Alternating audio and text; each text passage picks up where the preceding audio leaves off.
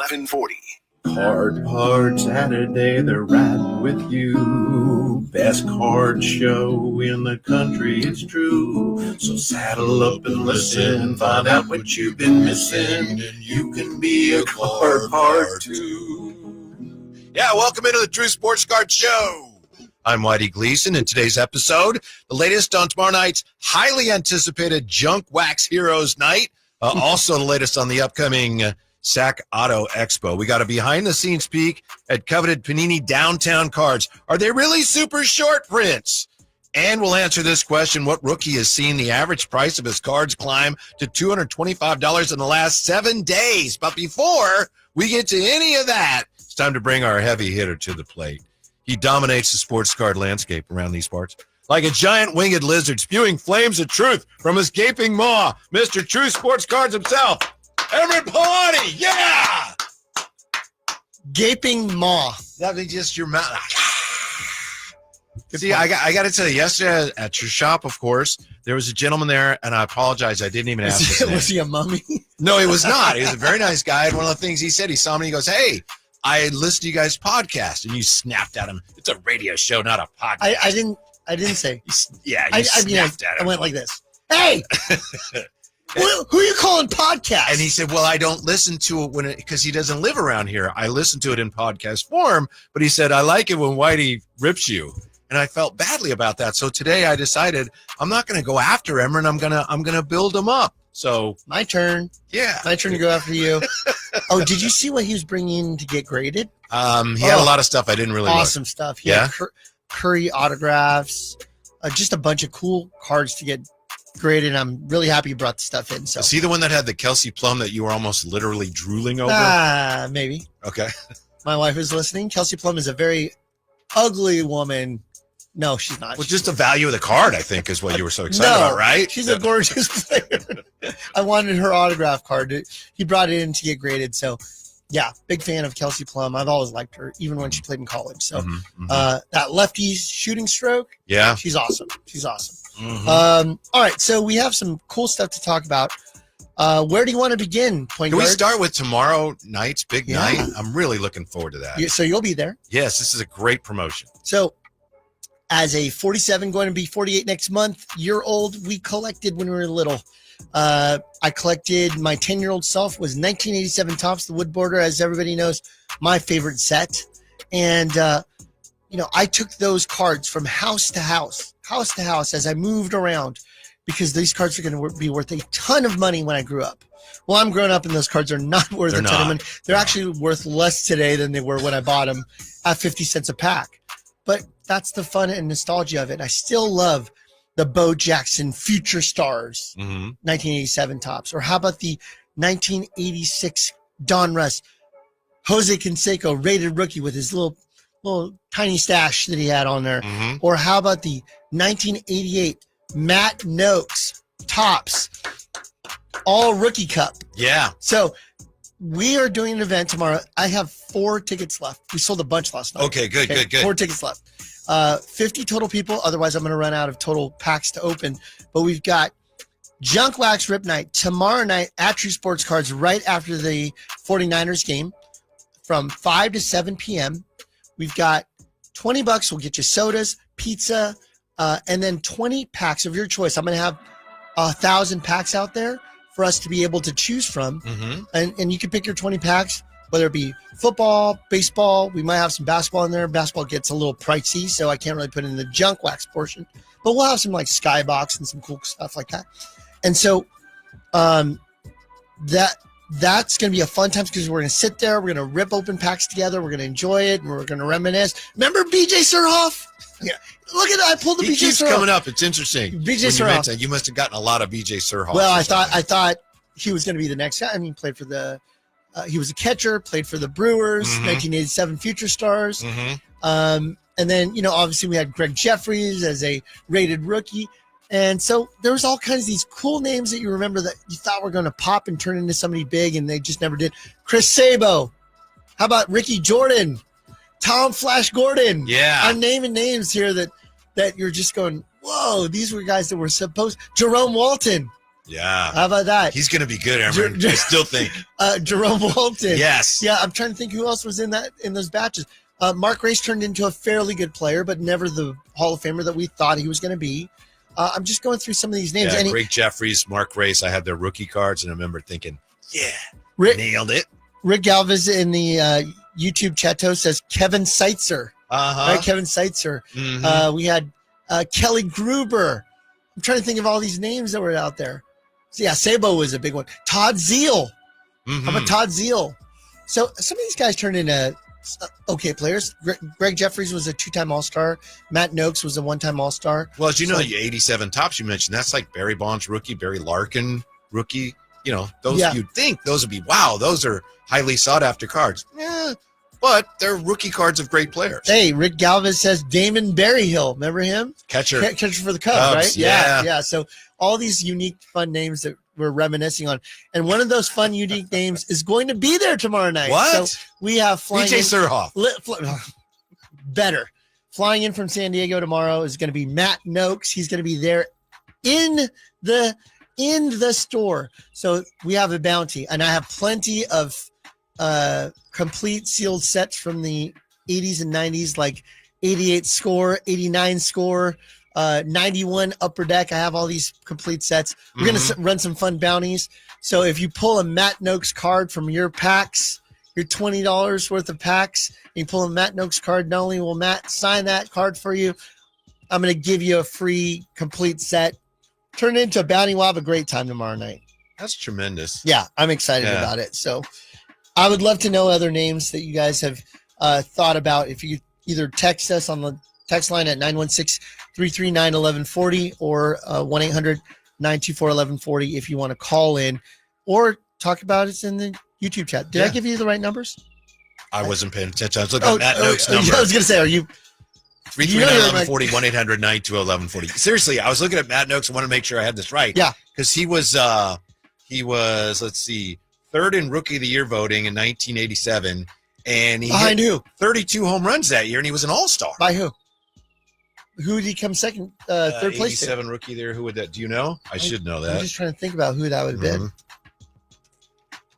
Anyway, yeah, at the time, and he had a very, very nice career. He caught Jim Abbott's no-hitter. That's right. And you're going to be interviewing him tomorrow. Yes. So if you don't love, if you're not enamored enough by the star power of Matt Noakes, come and meet Whitey Gleason tomorrow. Sure. Yes. It's funny. Guys, inside baseball here. When Whitey's at our shop often, okay? He's always there. Sheena, if you're listening, he's there when you can't find him. He's usually either gardening in the yard or he's out there at the shop. And when people hear him talking, because Whitey is obviously on YouTube and you can see him and he's been a legend. And I say that he's a Hall of Famer and he goes, I don't know where that is, but if I'm in it, that's great. Somebody let me know where to show up to get my jacket. And but they hear him talking in the store. And Whitey off air is a lot more demure and quiet than you think he is. You really are. So then he'll just talk like this, but he's still got his radio voice. I'm sitting there looking at cards, then I'll hear, and you're talking to somebody, you go, hey, you ever listen to the radio? And I go, oh no, here it comes. Here it comes. And then I go, well, what you do to me on this show as an intro, I do with Whitey Gleason in my shop. I go, hey, do you guys listen to radio? You ever listen to the Drive guys? Yeah, you know that one voice? It's that guy right there. And Whitey's like, oh, please, I just want to look at 1974 basketball cards on piece. By the way, we're both, once again, proving we're both idiots because that was Mark McGwire was Rookie of the Year. 87. We probably should. When he hit 49 home runs, my favorite player growing up, except for that part. It was Mark McGwire. Kevin Seitzer was second. Matt Noakes, Mike Greenwell, Devon White, Mike Henneman, and Nelson Liriano, top 6 Rookie of the Year. 1987. Mike Greenwell, prayers up. I heard that he was diagnosed with cancer. As a cancer survivor myself, Mike Greenwell, best wishes to you. Yeah. You as well? Yes. That's right. I think we both had the same. I think we did. Yeah, I think we did. All right. So Rick Alves is on one today. He's talking about I don't need Whitey Shooty Babbitt stories. All right, guys. We're on the radio, but we're reading the YouTube chat. And we're just kind of dictating what's coming through the YouTube chat. By the way, thank you, Ramsey. Grand High School alum Ricky Jordan. When you mentioned Ricky Jordan, I thought he was local. Yeah, Ricky Jordan, Riky, no EY, not hit like the ball hard. Yes, played for the Phillies. Yeah, And yeah, and another one of my favorites, John Olerud, the guy that wore the batting helmet in the field, which was a funny Ricky Henderson story. Did you ever hear that story? I've heard it. I don't know that it's true, but it's a great story. Yes. Yeah. Really quickly, Olerud had said that he played with Ricky Henderson. No, they were on the Mets, and Ricky said, "Hey, I used to play you wear a helmet? The Blue Jays with a guy who always wore a helmet." And Olerud said, "Yeah, Ricky, that was me." But I don't know if that's actually true. Ricky Henderson, RIP, but he was one of the great characters in the world. I think my favorite Ricky is he gets on the bus with the Padres, and he's going to sit in the back, and Tony Gwynn goes, "Ricky, you sit in the front, you got tenure." And Ricky goes, "Tenure? Ricky got 14 years. How about when he had his check? Okay, this is true. This was a true story that was verified by multiple people. The books of his team that had issued him the check for $1 million was like, our books are off. We still have $1 million in here. What's going on? And they found out that it was Ricky Henderson's check that had not been cashed. And Ricky, I guess, put it in a frame and put it on the wall and never cashed the $1 million check. So the books were off. They're like, go cash the check. He goes, oh, okay. Oh, we're always going to miss Ricky. Yeah, we're going to miss Ricky. Yeah. We also have some news about the Sacramento Autograph Expo. So jokingly or lovingly or angrily, people have been calling me a Lakers fan. Because it's not jokingly. Yeah, they right. So I had to, I've been back and forth with a couple of scenarios here.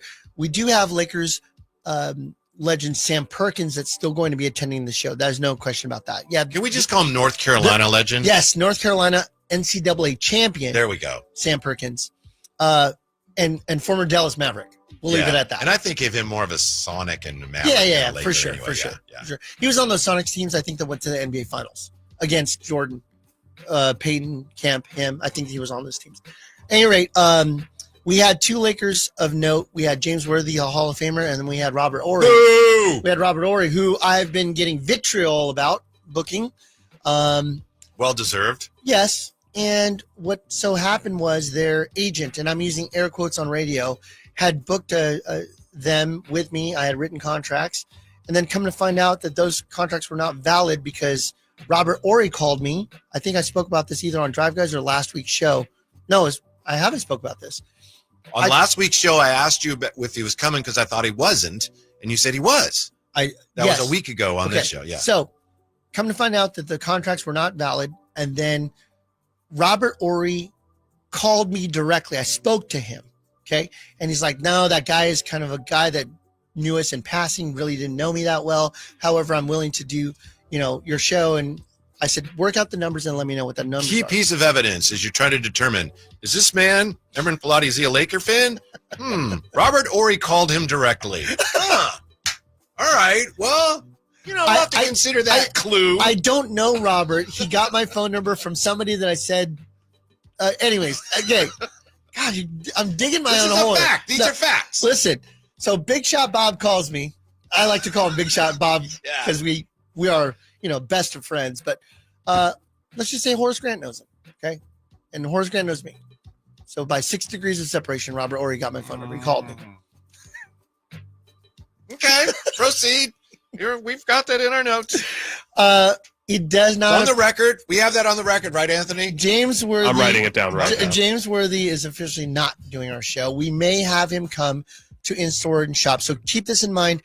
Past this show, I'm going to have somebody signing autographs, minimally one per month, every month until the end of time.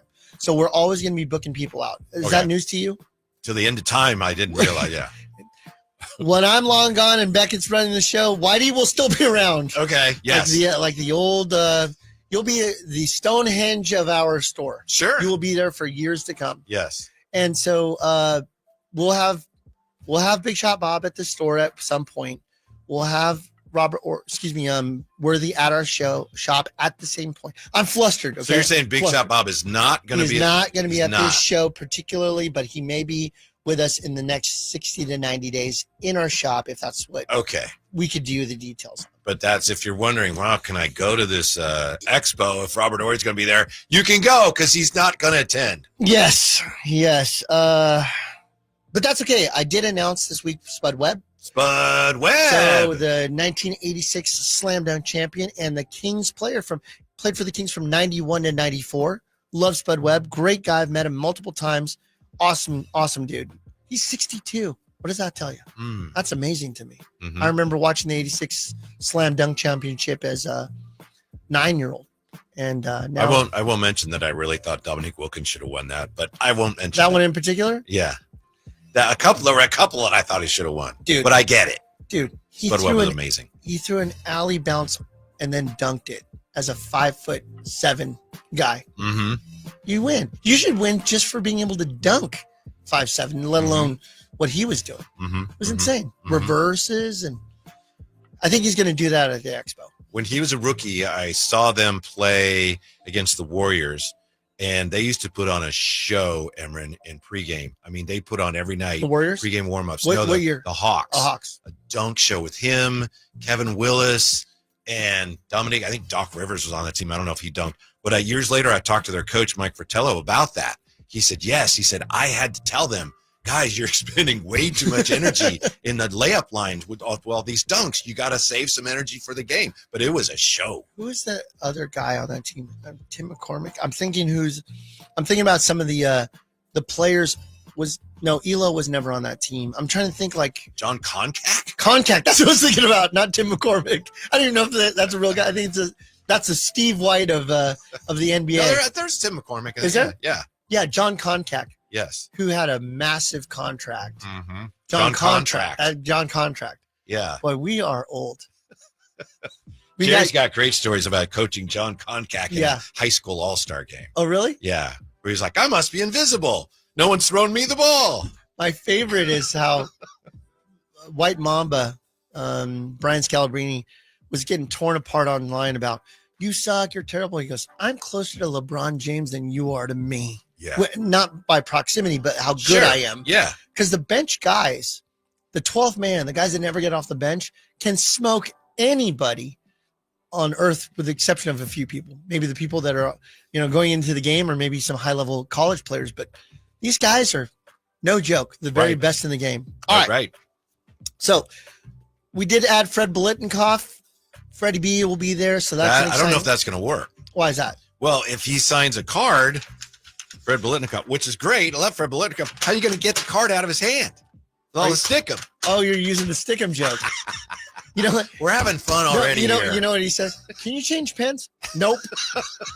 Right. You're getting black Sharpie until the end of You're this. Have to open the one in my hand and then put another ink cartridge in there. He has 4 pens all in between each finger, and he goes, "Which color do you want?" And then he's using red for this one and black for that one. Right. Yeah, poor. That's great. Yeah, so we have Freddie Biletnikoff there. So that's an exciting thing. We still got 20 guys coming there. And in fact, 5 current A's players who are playing awesome. We have other stuff that's exciting to announce. In December, we have Matt Williams that's going to be signing in our show, in our shop. I apologize. So that's to be known later. I'm working on a Hall of Fame player from the LA Rams who's going to be joining us. Oh, LA. What? LA Rams. LA Rams. Oh. LA Rams. When I say that, I mean he never played for St. Louis. He was only in the Rams. Of course not. How many Dodgers are coming in? Steve Sachs appearing nightly. All right, enough about that. Go to SAC Autograph Expo, SACAutographExpo.com right now and pick up your tickets. The VIP tickets gives you almost 10, I think it's 10 free autograph guests, including Lance Blankenship, Willie McIver, who I'm going to name 3 A's that are there now. Willie McIver, Carlos Cortez, Justin Sterner. So you're getting them free. Ruthie Bolton Holyfield, LaSalle Thompson, Tank Thompson. You're getting Lloyd Mosby. You're getting Matt Noakes. You're getting, I'm trying to think, Terrence Long. I mean, you're getting all those free if you buy the VIP. It's a great deal. Yeah. VIP is under $100 and gives you all 3 days of entrance into the event. Emron, you've got so much going on. I want to make sure, again, we mentioned that tomorrow night is a separate event, the Junk Wax Hero Night with Matt Noakes. That's right. And you go to the website to get tickets there, but just go to True Sports Cards. There's 4 left. 4 left. Yep, right there. Well, there's 3 left because 1 is mine, right? We'll see. You may be interviewing him outside the doors. Yeah. Get on the back phone. here. I'll be in my car. Hey, Matt. Can you hear me? Through the window? Can you hear me? I'm out here in my It's me, car. Whitey Gleason. I'm a Hall of Famer somewhere. No, I'm excited to have Matt. Really cool to have him there. All right. So what's our next topic, sir? Well, I'm going to throw some in real quick, Yes. just real quick, and then we'll get to it. We got to get to the Panini Downtown issue, right? Yeah, let's do it. I mentioned this doing research for the show today. I saw that there's a guy. Do you know who Nolan McLean is? Nolan McLean is a Mets rookie. They call him the Cowboy Ohtani because I think he's from Oklahoma or something. He wants to be a hitter and a pitcher. He's made 4 major league starts for the Mets, and he's won all of them. He has an ERA of 1.37. And over the past week, 7 McLean cards have sold for $1,500 or more on eBay alone, topped by a PSA 10 Red Lava Parallel from 2023 Bowman Draft that went for $5,000. The average price for a McLean autograph is now over $260. If you'd mentioned him last week on the show, I'd have had no idea who he is. So if you're, a collector that likes to keep up on the hot rookies, take a look at what Nolan McLean is doing on the field and when it comes to autographs. How do you spell McLean? McLean. Oh, the only McLean I know is Don. Bye-bye, Miss American Pie. That's Don McLean, right? Miss American Pie. And then there was another guy that was A a basketball McLean. player from UC. Where do you go to school? UCLA. UCLA, of course. Everyone knows the UCLA guy. Yeah. What? I lived for a very short time in the Redondo Beach area while I was going through my team. Oh, okay. Write this down. Listen to me. I had a poignant time. I'm looking right at the camera right now. I'm looking at all of you at the camera on YouTube. I'm a cancer survivor, okay? And when I went for my treatment, I moved to LA to go to UCLA Med Center in order to get chemotherapy and radiation. And I'm here today because of the good people of UCLA. Don McLean, everybody. Big Shot Bob. Yesterday, to the day of the week, and the actual date was like 39 years since I had been diagnosed with the same cancer you had. Really? And so it was a big day, and I'm thrilled to be here with you and with everyone. So, I really appreciate it. Yeah, hey, you would have never made the Hall of Fame of radio without being there. Am I just making something up? There is a Hall of Fame of radio. I don't know. There probably is. There's probably individual ones in different. I know San Francisco Bay Area has one. I'm going to give you your props for a second. A little bit of flowers. Okay. How long have you been on the air? Not today. Not today. The longevity of your years. It's been. I think we've just passed like the 40-year mark or so. You? Yeah. Personally? Yeah. Well, thanks. I was 7 when you started. That is dope. That is dope. It is not whack. It is word. Right. Yeah. Still doing it after all these years. How many years were you on TV? Only about. Well, I've done a lot of TV stuff here and there. I did a Causeway Classic. I've been on. No, you had your own show. But that was just I think it was like 4 years. 4 years? 4 of Yeah. the best years of your life. It was a lot of fun. But Maybe someday we'll bring that back. When you hosted Fright Night, yeah, was on 58? Channel 58. Yeah, Okay. TV 58. So when you did Stay up and get scared. So when you did Fright Night, you were only on the intros and outros of breaks, right? And in the middle, we do little, stuff. A little skit. Going to commercials and stuff. Look at But you. sometimes they wouldn't play them. It's like, what happened? Oh, the guy didn't play. I spent an hour and a half over there. Yeah, they got lost. What? Sorry, we didn't do it. Again, more behind the curtain. Whitey spends double time prepping for a show than he is actually on the air.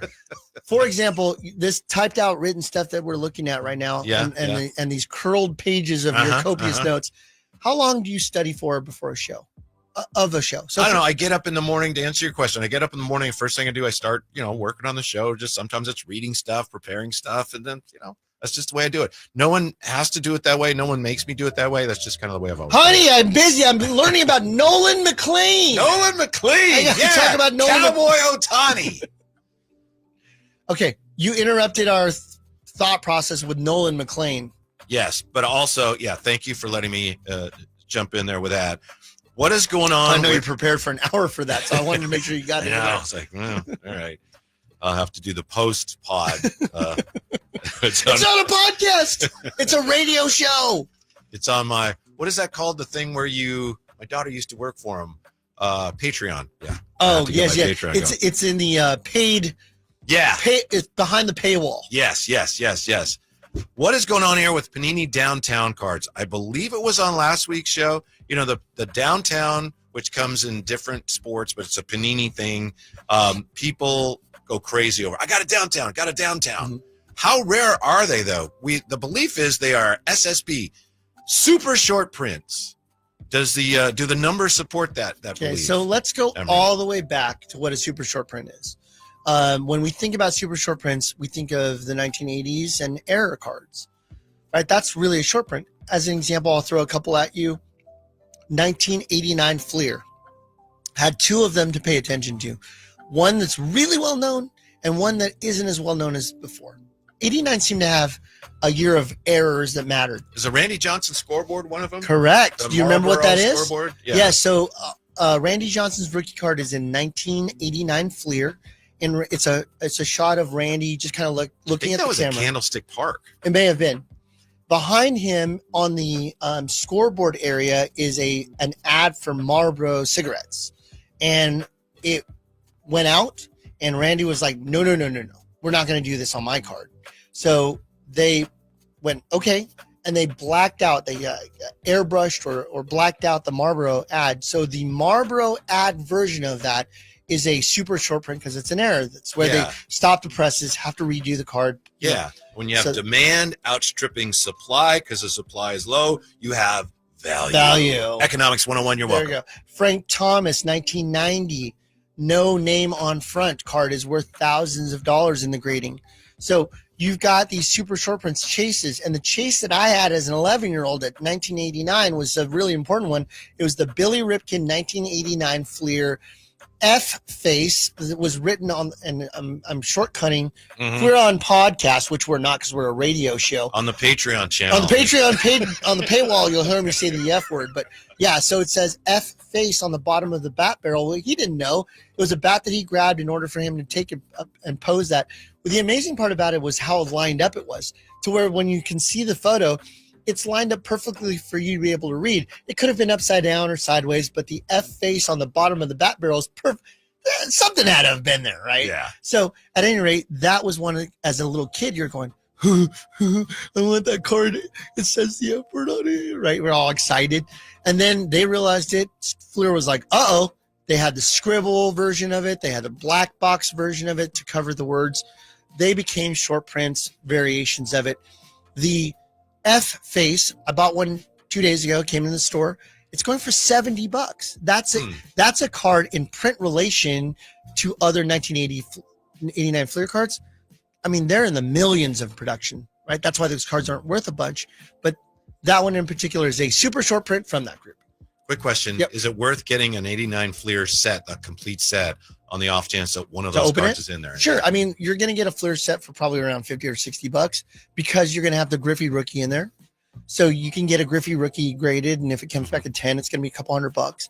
But for the most part, in the factory sets, they were released somewhat later. So I got you. Ripken will be in there, but it's not likely that's going to have the interesting. All right. Thank you. Yep. Sorry. Yep. So harkening back to the super short print versions, Dale Murphy reverse negative. Are we boring you, Imran? Do you have something else you need to do? Listen, I spent all night talking about downtowns. We're on radio. He doesn't know what I'm doing right now. Most of you don't know what I'm doing right now. What am I doing? He's rubbing his eyes, and he just looks like he's having a really hard time staying awake right now. And like I say, we can, if you need to go in the other room and take a nap. I'm the only person that can fall asleep to the guy talking, and I'm the one talking. Yes. This is boring. But this leads to the conversation of super short print. So where are we today? Dan Anderson from Mojo Break was here last week, and we talked about case hits and how limited are really limited cards. Panini in particular. I think we were also talking about what Panini will do when they lose a license, and he mentioned, well, they still have things like Downtown, so they have some brands that are well known, and Downtown is one of them. Correct. Yeah. Kabooms. Yeah, exactly. Color blasts or color wheels. Like, there's a bunch of different ones that Panini have created. And so, I did a little bit of research after Dan's show, and I was like, well, let's just go with Downtowns. It's always a hot topic. It's always a card that sells pretty often in my store. As soon as we get them, I don't think we have them more than a couple of days. They get picked up. So I did a little research and I took a look at 2018 versions versus 2024 versions. So for those of you that want to nerd out on stats, let's talk stats real quick. So in 2018, and I'm talking about football only. Don't worry about basketball or baseball or any of those. I'm talking about football only. In 2018, I'm using the PSA registry, meaning what has been graded through PSA. And caveat and asterisk to this, don't forget, low grade cards, the owners, when they get them back, are highly likely to crack them out. Mm-hmm. Crack. Let's resend it. I'm going to clean it. I'm going to resend it. I'm going to do whatever. I'm going to polish it. I'm going Not to a 7 no more. I have a PSA 5 crack. I'll just sell it raw. There are people that do that. I will tell you for a fact, I know in our store, if it comes a 5 and I buy it as a 5, I either leave it in there or I'll crack it out. But we disclose to the customer, hey, heads up, it was a 5, right? It's important for us to not give an impression. I'm not speaking for any other store or what they do. I'm talking about just us. Why do you crack it out then if you're going to tell Because someone it's a 5 anyway? it doesn't look attractive in Gotcha. in that frame. Gotcha. And so I would rather just tell them it's now raw, but this is what it came from. In some cases, I've even put the old label behind the card and put it into a one touch so that way they see the label of what it was, right? Gotcha. And then also some people, I have a guy by the name of Ryan, great guy, great customer. He comes in and he'll actually crack it and then let PSA know, hey, the 5, this serial number, remove it from the registry because I've taken it out of there. So I think that's kind of the ethical thing to do.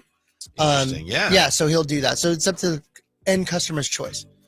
2018 Optic Downtowns, total cards graded in the PSA registry. All the way back to 2018. 2018. Pre-pandemic. A little under 3,400 total graded. There's an Optic version, which is Chrome. The Downtown version, Donruss, which is the foilish version, a little under 500 total graded. So what's the comparison today? Out of the Optic Downtowns, remember, 3,400 graded way back in from 2018 to today. Today, 2024, stuff that's new, only been out a year, not even that in some cases. 4,600 cards graded through PSA. And there are more companies. There's SUC, CGC, Beckett. There's other companies that I can't see how many cards are graded at those companies yet because I didn't do the research, not that I can't find it. So you have 1,200 more cards graded in 2024 version than you do of 2018 version. More. And it's newer. So there's more population in there. Here's another stunning fact. Of the 4,600 cards of the 2024 Downtowns out of Optics, 41% of them are PSA 10s. Holy smokes. Wow. That is not a high percentage. Yes, it is. So let's talk about prices. 2018, Aaron Rodgers, card number 5, sells raw for $456 as of a sale that happened September 4th. PSA 10 of that same card sold for $975. Okay, Aaron Rodgers, 2018.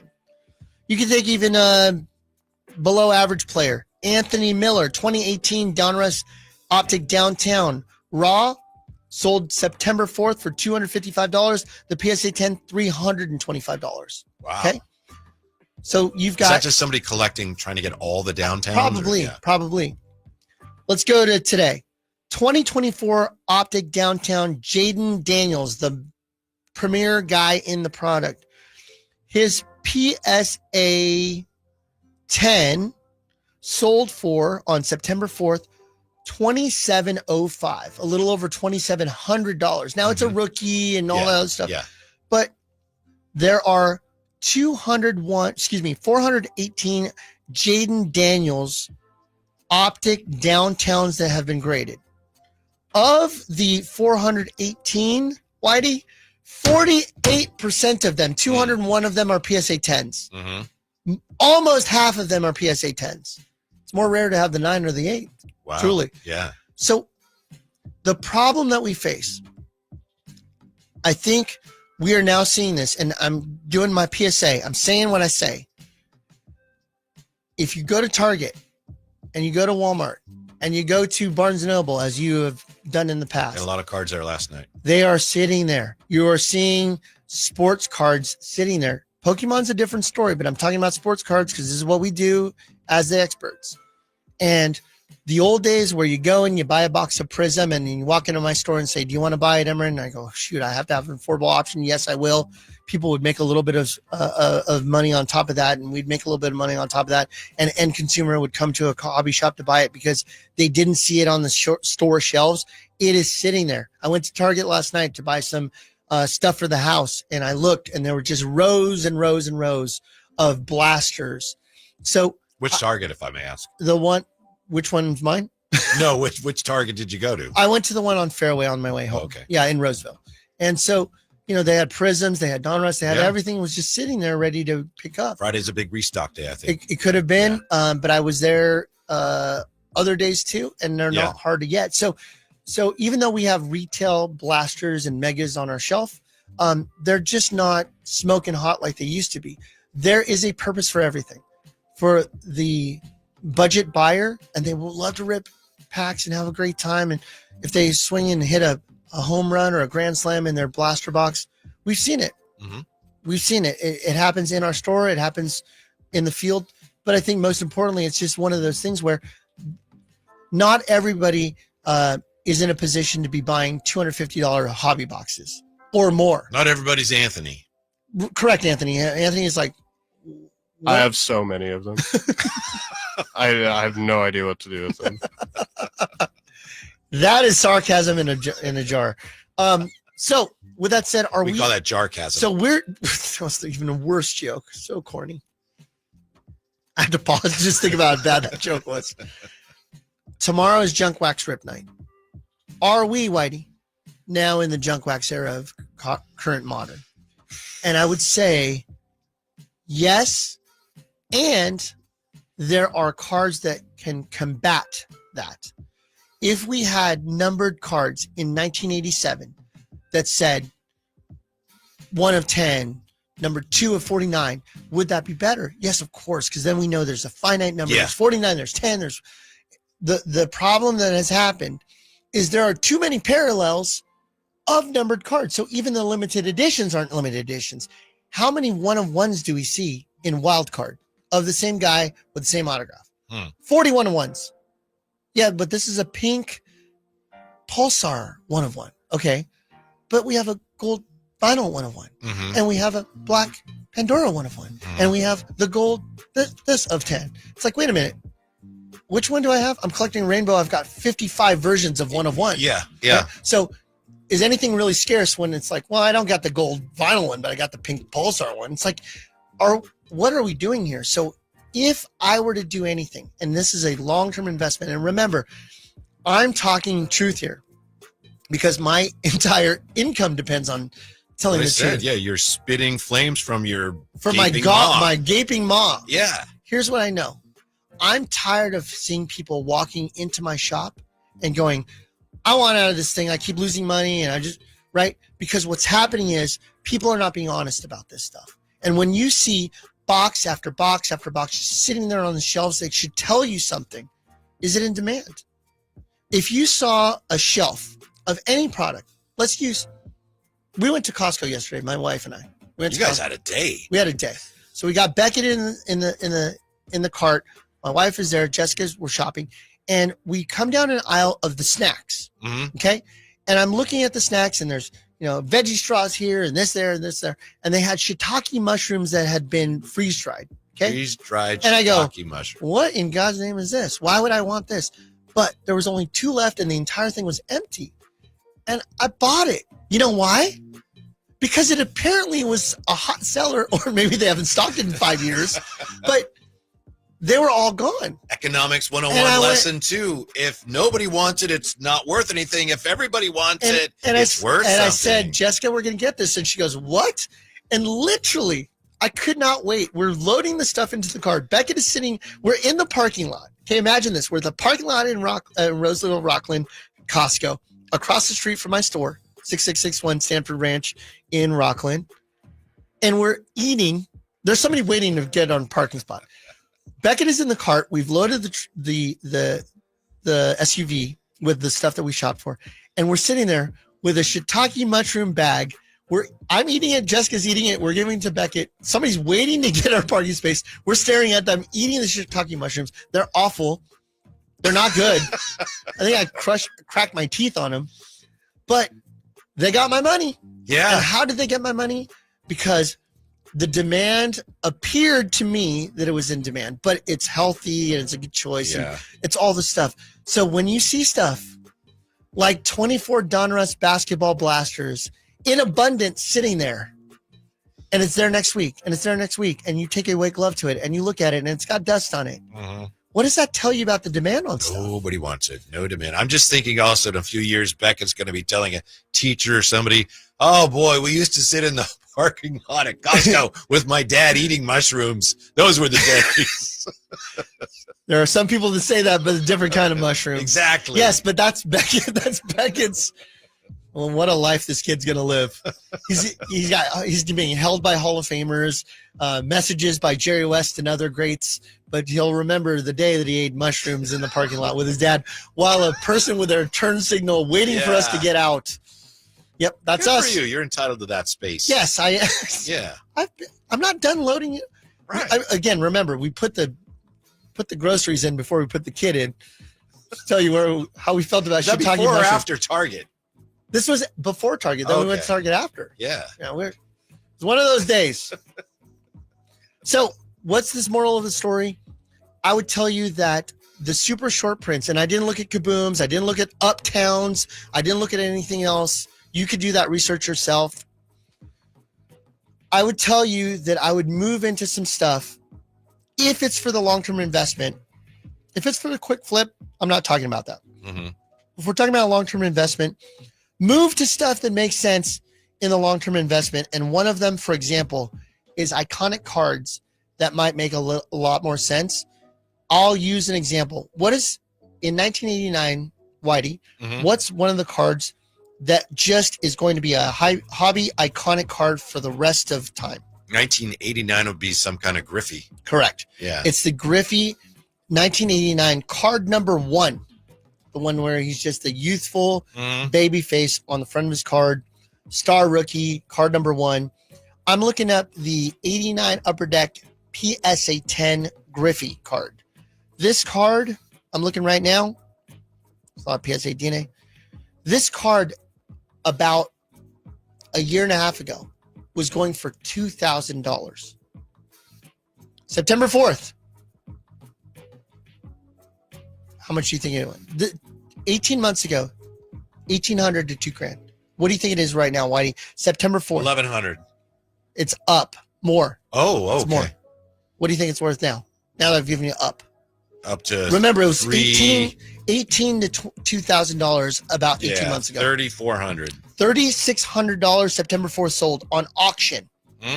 The September 3rd, same card, different version of it, $4,383. Okay, guys, I don't know what's going on with this Griffey, but this is a classic example of getting in front of a card. That's a blue chip stock. This is our version, and far more print, but this is my generation's 51 Bowman Mantle, right? 52 Bowman Mantle, okay? There are other cards, the SP 1993, SP Derek Jeter PSA 10. Are you familiar with that card? Yeah. 1993 SP Jeter PSA 10. My guess it's in the 60,000 range is my guess. I'm going to look at it real quick to see what shows up on my slow internet. Anyways, that card, because of the foil and how hard it is. And if you were to open a 1993 SP pack right now, it'd be crunchy and it would crack. And the likelihood of it actually being a PSA 10 is unlikely to come out of a pack now because it's been sitting there for 33 years, right, in a pack. The most recent sale, I can't even find one so old. PSA 7s are $1,400. I'm going to look at price on this one. I'm looking at the Jeter hasn't sold. Okay, March 20th of 2025, a Derek Jeter 1993 card, not in it's not a super short print, it's none of that stuff.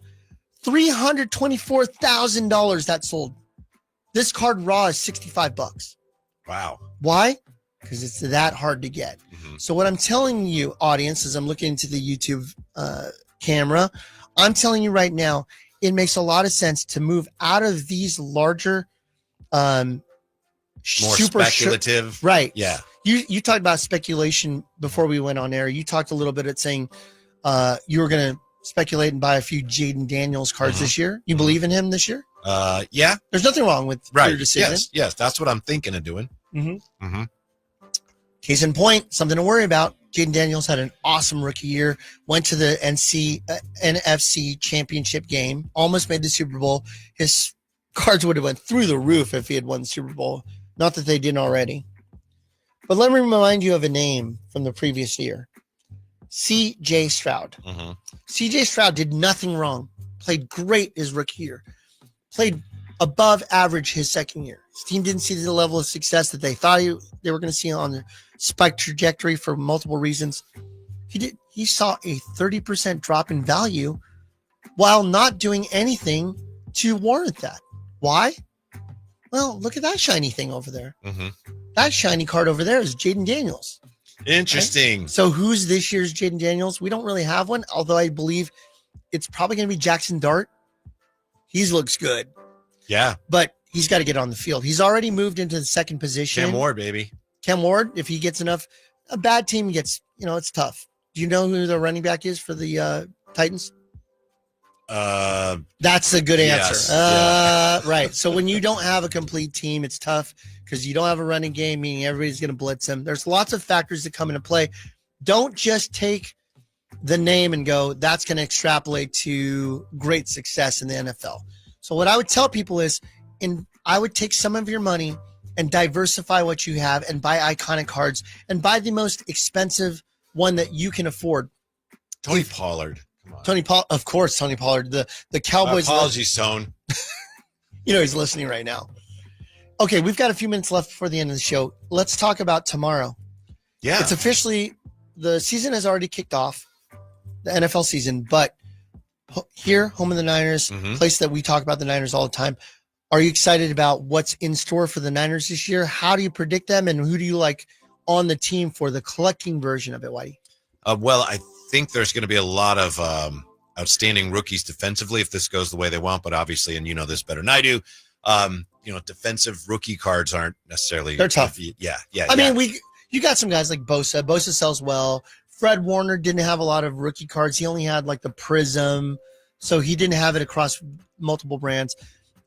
But yeah, I would agree with you. Defensive ones are tough. Yeah, I think there's a good chance Ricky Pearsall has a bust out year. You think so? Yeah, I think that's, again, the way they have it set up. They hope he does. I think they're going to be a team that starts maybe kind of slowly as the defense rounds into shape with all the young players. There's a really good chance, as we discussed yesterday on the Drive Guys with Rod Brooks, that this team is kind of in that jumble bucket of NFC teams fighting for a wild card spot through much of the year. But I think their plan is to be a much better team at the end of the year than it is at the start of the year. I think it's going to be a really interesting, fun year with a lot of ups and downs. But I think they got a good chance, if McCaffrey's okay, to have a good year and get into the playoffs. My calf free. Yeah, exactly. Get it? My calf free. Now, what would you say if I'd said that? That's the worst joke. I'm stopping the show. That's so bad. Terrible joke. That's kind of the Chiefs mentality, right? Just get through the regular season. We'll make our noise in the playoffs. Get there healthy. I mean, the Chiefs look at 0-1 and go, Yeah, but I think it's different in the sense that the Chiefs have been there and they're just trying to get through, and the 49ers have to actually hope that everything sticks and that they're relying on a lot of young guys defensively. But they've done it. They've been there. A lot of these guys haven't done anything, like multiple defensive starters. Super Bowl multiple times within a short period of time. This is the window, though, closing for sure. Even with Brock signing that long-term contract. Again, when you have an iconic franchise like the 49ers and you have the iconic position, which is quarterback, and you have a long-term solution for it in a long-term signing of Brock Purdy, he's a safe bet to buy into. Again, I would stay away from, if I were looking at it from an investment standpoint, I would stay away from anything that's not numbered and graded. So I would go with graded versions of numbered Brock Purdy rookie cards. That's what I'd be going for. I would probably stay away from base rookie cards that are graded as far as an investment is concerned. If you want to buy it because you love collecting, by all means, please do. But I'm talking for the people that walk into my store and get frustrated. I want you here collecting cards in 2020 and 2030, 2035, 2040, 2050. And what's happening is I'm watching people go, I'm done with this stuff. And I hate seeing that, because if I had done that as a little kid, I'd be working at a desk job somewhere, miserable and not doing what I love, naming my kid Beckett, throwing junk wax rip nights together. I would not be in this industry had I felt the way that I see customers walking into the store about. This man's son would have been named Cheesy Biscuit because he'd still be working at Red Lobster. Am I right? You would have named your son Cheesy Biscuit. Rockzilla. I would have called him Rockzilla. I would have called him the Admiral's Feast. I would have called it. Meet my son. Feast. Hey, it's time for dinner. Hey, where's the Parrot Bay Jumbo Shrimp? Who's that? That's my son. I'm a fan of Red Lobster, by the way. I'm a fan. I worked at Spaghetti Factory even longer. Oh, okay. You know, I was the manager at the old Spaghetti Factory in downtown on J Street. Who? Me. Oh, okay. I You was were pointing back there. Anthony was the manager. I'm pointing to J Street. It's that way. I see. I work there. I old know. Spaghetti Factory. You mentioned the word iconic, and I don't know for sure if we have enough time. We have enough time. I've been dying to do this today. A new feature that Imran mentioned before the show: 3 iconic cards that are attainable. We have fanfare and everything. The Griffey can be one of them if you pick up a PSA 9. A PSA 9 Griffey would be an amazing card. I'm hoping this becomes a regular feature. Yeah. I love this idea. Seriously. Yeah. You know, locally. How about that fanfare, by the way? Did we not have that discussion? Did I imagine that discussion, Imran? Not that you were here, right? When we. I was probably falling asleep. Was I talking? Was I rubbing my eyes? I would say the 89 Upper Deck Griffey PSA 9 would be an iconic card for you to grab. Okay. And since we brought him up earlier too, 1989 Fleer Billy Ripken F face. The actual, really? Okay. Yes, I would do that too. It is one of those cards that I, as a Gen Xer, will want to have in my collection forever. So it'll always be in demand. You have one too, right? What is yours that, like, your eyes closed? You collect and visit my shop often looking for 70s basketball. I don't know what it is about you with that, but there's got to be a card with you in 70s basketball that you're like, that's my card. Yeah, probably Juice Irving rookie card. There you go. So it's going to be the Virginia Squires 1972 tops, right? Yes. Where he's doing a free with throw. the yellow background. And it says Squires across it. Yes. That's an iconic card for you, right? Yes. So there you go. We all have that. And if you have a Generations card, that card, everybody wants 89 Upper Deck Griffey. Okay. We get that every day. Somebody comes in. I remember pulling that card out of that $2, that outrageously expensive $2 card, $2 pack Upper Deck when everybody else was 50 cents. I can remember when it was like, wow, that card's $8. Whoa, I don't know about that. How about the iconic Barry Sanders out of 1989 score? 50 cents. You have one in your. Yes, we do. Yesterday. You know, that's an iconic football card. So how about the Joe Montana 1981 where they airbrushed the 49ers logo off the side of his helmet and he's throwing the ball, right? These are iconic cards that a generation will always want to collect. Move into those and we'll have more of those in future shows. I want to say this too before we leave the air. When we started this show 18 months ago, and I don't mind saying this, we're coming up on 2 years. I'm really thinking about where does this show go moving forward. It has been an absolute honor working with you for the last 6 or 8 months that we've been working together. It's been really cool. I've been listening to you since I was a little kid. Thanks. Sounds like there's a butt coming. A big butt, a Brazilian butt lift. No, that's very nice of you to say. Thanks. It has been fun. Well, I wasn't finished yet. I know. But it's way worse than I know. We have people come up and tell us they listen to our radio show. And you wouldn't believe how much that means to me, because when I started this venture, I go, who the heck would want to listen to about baseball cards and sports cards and memorabilia on the radio on a Sunday morning or in their car later as a podcast or whatever. It's on Saturdays, actually. What'd I say? Sunday. That's why nobody tunes in. Make sure you're listening Sunday. Hey. It means the world to us. The fact that we're the only card show in the nation on the radio. Yeah. And you guys tune in and you say stuff like, I listen to you on the radio, or you come in. I would love it. Please continue letting us know. There's never enough times to where I'm complimented that where I'm going to be annoyed by it. Always make me feel better about myself. Continue to listen to the show. Listen to us on the podcast. Let us know in the YouTube chat that you're listening. I'm just excited to know that maybe year 3 is around the corner. We'll see how this goes. Thank you, Imran. Yeah. Thank you. Thank you, Anthony. And we'll see you tomorrow night. Yes. True Sports Cards Junk Wax Rip Night. Wax Riff Night with Matt Nooks. It's well. We'll see you there. Have a great weekend. Thanks for listening. Cards keep coming. Shop and shop. Keep cash register machines humming. Shop and shop. Every